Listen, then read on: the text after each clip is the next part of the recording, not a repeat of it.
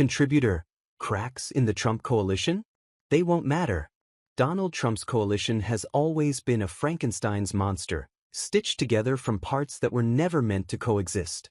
Consider the contradictions: fast food fanatics hanging out with juice-cleansed truthers chanting, "Make America Healthy Again," between ivermectin doses, immigration hardliners mixing with business elites who are tough on the border until they need someone to clean their toilets or pick their strawberries, and hawkish interventionists spooning with America firsters. Dogs and cats living together. Mass hysteria, you know the bit. Navigating these differences was always going to be tricky. But in recent days, particularly following Israel's bombing of Iran, an operation widely believed to have been greenlit by Trump, the tension has reached new highs.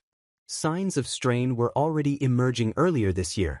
We got early hints of discord during the Liberation Day tariff fiasco, where Trump declared an emergency and imposed steep tariffs, only to suspend them after they riled markets and spooked his business-friendly backers. The tariff blunder was a harbinger of things to come. But it was the House's passage of Trump's Big Beautiful Bill, a budgetary monstrosity that self-respecting Freedom Caucus deficit hawks should have torched on principle, that truly exposed the rift. Enter Elon Musk, the billionaire tech bro and MAGA ally, who publicly trashed both the bill and Trump in a flurry of posts. He even referenced Trump's name reportedly appearing in Jeffrey Epstein's files, a claim that, though unverified, was tantamount to going nuclear.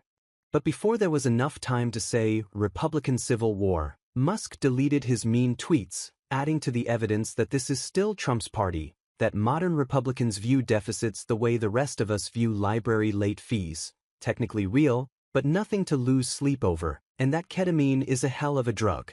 The next internecine squabble was over immigration. Trump proudly ran on rounding them all up. Mass deportations. Load up the buses. But then it turned out that his rich buddies in Big AG and Big Hospitality weren't so keen on losing some of their best employees. So Trump floated a carve-out to protect some very good, long-time workers in those particular industries. It even started to look like some exemptions were coming, until his Department of Homeland Security said, no mas.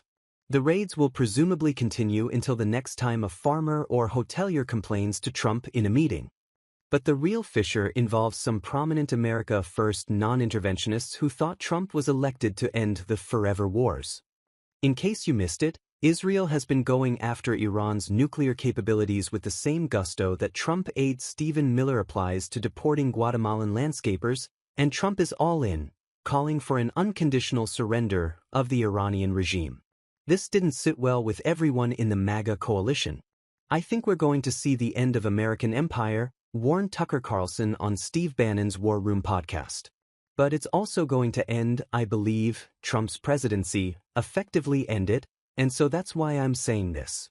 And Carlson, co-founder of the Daily Caller, where I worked, didn't stop there. The real divide isn't between people who support Israel and those who support Iran or the Palestinians, he tweeted. It's between warmongers and peacemakers.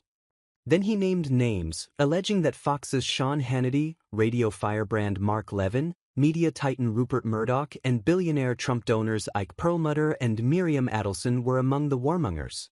Trump hit back, calling Tucker kooky, and repeating his new mantra, Iran can never have a nuclear weapon.